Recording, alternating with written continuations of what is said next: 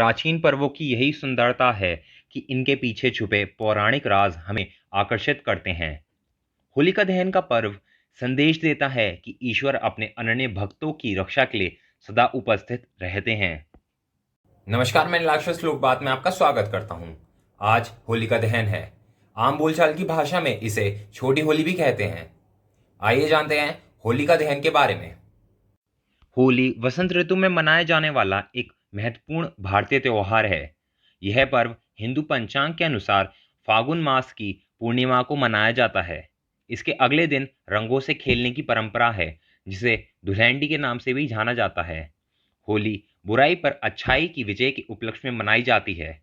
होली का दहन, जिसे छोटी होली भी कहते हैं, कि अगले दिन पूर्ण हर्षोल्लास के साथ रंग खेलने का विधान है और अबीर गुलाल आदि एक दूसरे को लगाकर व गले मिलकर इस पर्व को मनाया जाता है।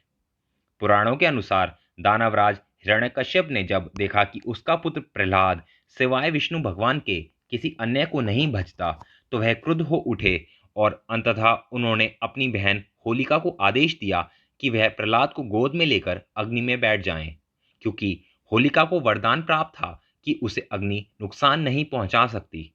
किंतु हुआ इसके ठीक विपरीत।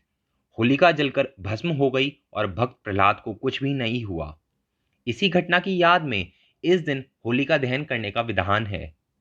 होली का पर्व संदेश देता है कि इसी प्रकार ईश्वर अपने अनन्य भक्तों की रक्षा के लिए सदा उपस्थित रहते हैं।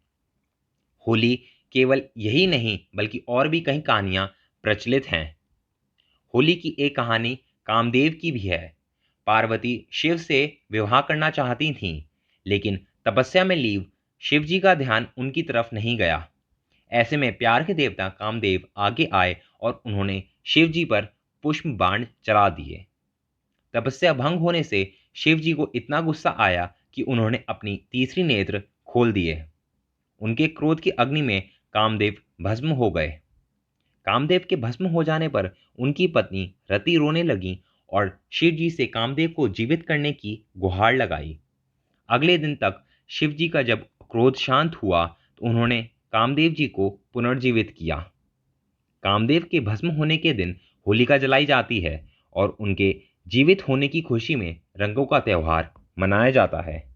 लोक बात परिवार की ओर से सभी देशवासियों को होली की हार्दिक शुभकामनाएं।